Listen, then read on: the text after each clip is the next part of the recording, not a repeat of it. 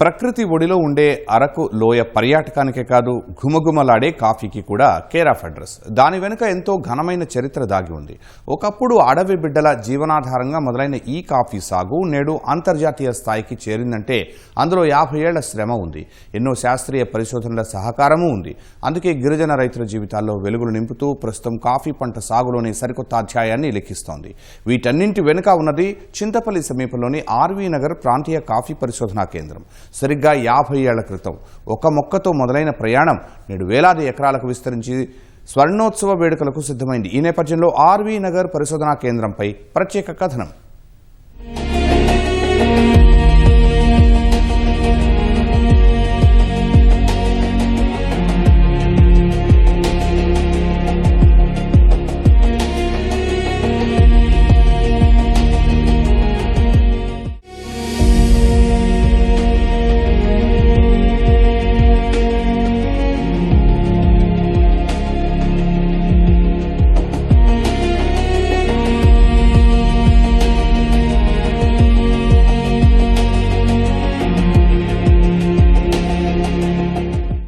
ఆకుపచ్చ తివాచీ పరిచినట్లుగా ఉండే కొండలు, చలిగాలుల పలకరింపులు, పక్షుల కిలకిలా రావాలు, అందులో అరకులోయ, కాఫీ తోటలు. ఇంతటి ఆహ్లాదకరమైన వాతావరణం చింతపల్లిలోని ఆర్వీ పరిశోధన కేంద్రం వద్ద కనిపిస్తుంది. 50 ఏళ్ల చరిత్ర కలిగిన ప్రాంతీయ కాఫీ పరిశోధన కేంద్రం 110 ఎకరాల విస్తీర్ణంలో ఉంది. సంప్రదాయేతర ప్రాంతాల్లో కాఫీ సాగు చేయడంతో పాటు ఇక్కడి వాతావరణానికి తగిన పరిశోధనలు చేయడానికి ఒక ప్రధాన కేంద్రంగా మారింది. 1976లో మన్యం ప్రాంతంలో కాఫీ సాగుపై శాస్త్రీయ అవగాహన కల్పించేందుకు భారత కాఫీ బోర్డు ఆధ్వర్యంలో ఈ ప్రాంతీయ పరిశోధనా కేంద్రాన్ని ఏర్పాటు చేశారు. నాటి నుంచి మన్యం ప్రాంతాల్లో కాఫీ తోటలు పెంచే దిశగా కృషి చేస్తోంది. గిరిజన రైతుల దగ్గరికి వెళ్లి కాఫీ సాగు విధానంపై అవగాహన కల్పిస్తోంది. అప్పటి వరకు అటవీ ఉత్పత్తుల మీద ఆధారపడే గిరిజనులకు కాఫీని ఒక వాణిజ్య పంటగా పరిచయం చేయడంలో కీలక పాత్ర పోషిస్తోంది.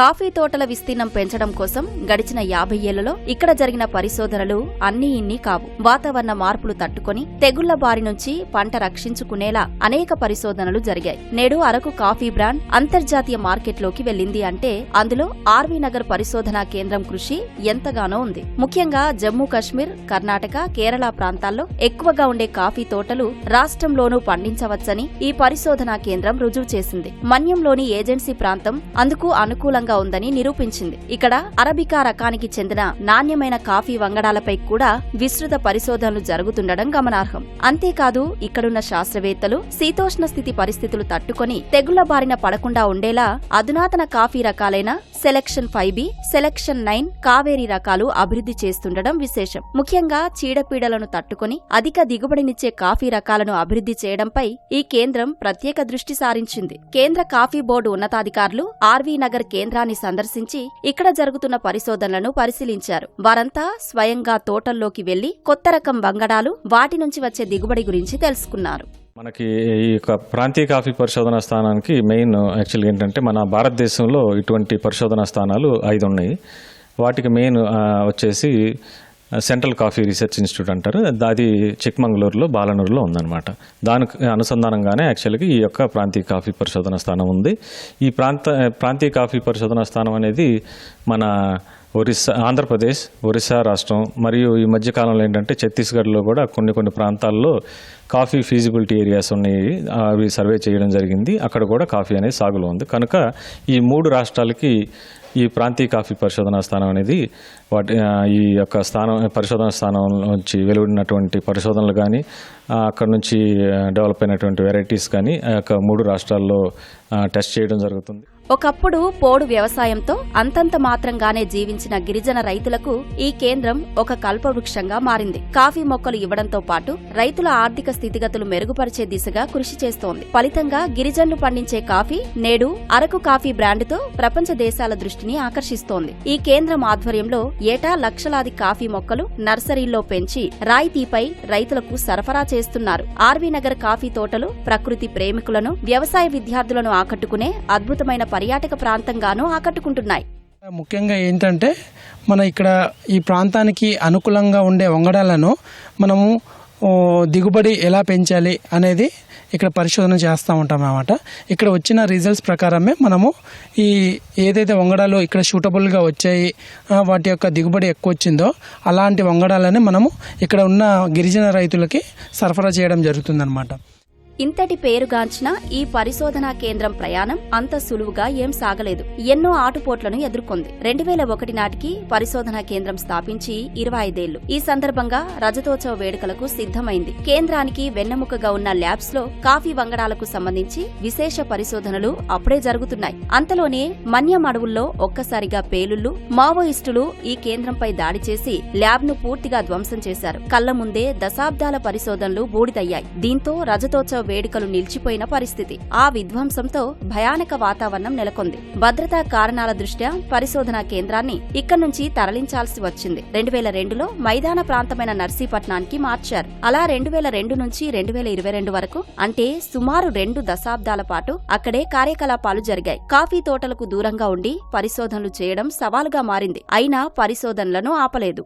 నా పరిధిలో చింతపల్లి మండలం, జీకేవిధి మండలం, కొయ్యూరు మండలం వస్తాయండి. ఇక్కడ మనకు కాఫీ అనేది ఏ విధంగా మొదలైందంటే 1950లో మన స్టేట్ గవర్నమెంట్ అధికారులు వాళ్ళ ఇంట్రెస్ట్ ఇక్కడికి కాఫీ అనేది తీసుకురావడం జరిగినది. వాళ్ళు కాఫీ తీసుకొచ్చిన తర్వాత 1958లో రాఘవేంద్ర గారు అనే ఒక సీనియర్ లైజన్ ఆఫీసర్ ఇక్కడ సర్వే చేసి ఇక్కడ కాఫీ పండుతుంది, అనుకూలంగా ఉంటుంది అని చెప్పడం వల్ల ఇక్కడ 1976లో మన రీజనల్ కాఫీ పరిశోధన సంస్థ అనేది స్థాపించబడింది. దాని తర్వాత 1979లో మొట్టమొదటిసారిగా చింతపల్లిలో జూనియర్ లైజన్ ఆఫీసర్ అనేది వచ్చిందండి. అయితే ఇప్పుడు పరిస్థితులు మారాయి. మన్యంలో ప్రశాంతమైన వాతావరణమే ఉంది. ఈ నేపథ్యంలో కాఫీ బోర్డు ఆర్వీ నగర్ పునర్నిర్మాణానికి నడుం బిగించింది. సుమారు 3 ఏళ్ల క్రితం కోట్లాది రూపాయలతో అత్యాధునిక సాంకేతికతతో సరికొత్త భవనం, ల్యాబ్ ను నిర్మించారు. దీంతో పరిశోధనా కేంద్రం నర్సీపట్నం నుంచి మళ్లీ ఆర్వీ నగర్ కు చేరింది. ప్రస్తుతం రెట్టింపు ఉత్సాహంతో గిరిజన రైతులకు ల్యాబ్ నుంచి ల్యాండ్ వరకు సాంకేతిక పరిజ్ఞానాన్ని అందిస్తోంది. నర్సరీలలో కాఫీ మొక్కల పెంపకం, మేలైన వంగడాల సరఫరా, సేంద్రియ ఎరువుల వాడకంపై శిక్షణ ఇస్తూ మన్యం కాఫీని అంతర్జాతీయ బ్రాండ్గా నిలబెడుతోంది. ఎన్నో అవాంతరాలు ఎదుర్కొని ఆర్వీ నగర్ పరిశోధనా కేంద్రం 50 వసంతాలు పూర్తి చేసుకున్న తరుణంలో అరకు లోయలో ముందస్తు స్వర్ణోత్సవ వేడుకలు నిర్వహించారు. రాబోయే 50 ఏళ్లకు సంబంధించిన లక్ష్యాలపై చర్చించారు. ఈ ఏడాది నవంబర్లో భారీ వేడుకలు నిర్వహించేందుకు సిద్ధమవుతున్నట్లు కాఫీ పరిశోధన ప్రాంతీయ కేంద్రం అధికారులు చెబుతున్నారు. మా గ్రామంలో మా నాన్నవారు పుట్టుక నుంచి 1995లో మా కాఫీ తోట మా నాన్నవాళ్ళు చేయడం జరిగింది. అప్పుడు చాలా అరుదైన పంటల్లో చాలా తక్కువ రేటు ఉండేది. ఇప్పుడు మంచిగా గిట్టుబాటు ధర కానీ వస్తుంది.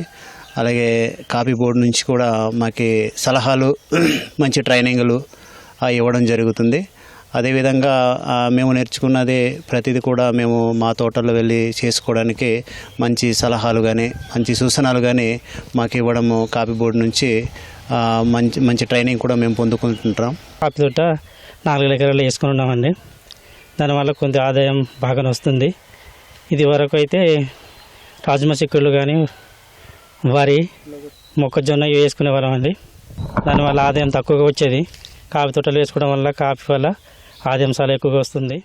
అరకు కాఫీని అంతర్జాతీయ బ్రాండ్గా మార్చడంపై సీఎం చంద్రబాబు దృష్టి సారించారు. సీఎం స్వయంగా అరకు కాఫీని ప్రమోట్ చేస్తున్నారు. అరకు కాఫీకి జీఐ ట్యాగ్ రావడంలో ప్రభుత్వం చేసిన కృషి ఫలించింది కూడా. దీంతో వివిధ కార్యక్రమాల దృష్ట్యా విదేశీ ప్రతినిధులు వచ్చినప్పుడు అరకు కాఫీ ఇస్తున్నారు. అంతేకాదు రాబోయే 5 ఏళ్లలో మరో 1,00,000 ఎకరాల్లో కాఫీ సాగును విస్తరించాలని ప్రభుత్వం లక్ష్యంగా పెట్టుకుంది. ఇందుకోసం సుమారు 1.5 కోటి మొక్కలను ఉచితంగా పంపిణీ చేయాలని భావిస్తోంది. దానికోసం గిరిజన కార్పొరేషన్ ద్వారా టాటా కాఫీ వంటి దిగ్గజ సంస్థలతో ఒప్పందాలు కుదుర్చుకుంది. కాఫీ గింజలను ఎండబెట్టడానికి సిమెంట్ యార్డుల నిర్మాణం, ప్రాసెసింగ్ యూనిట్ల ఏర్పాటు కోసం కోట్లాది రూపాయల నిధులు సర్కారు కేటాయించింది. దీంతో ఆర్వీ నగర్ కేంద్రం ప్రాముఖ్యత మరింత పెరిగి అరకు కాఫీ బ్రాండ్ అంతర్జాతీయ గుర్తింపు పొందనుంది.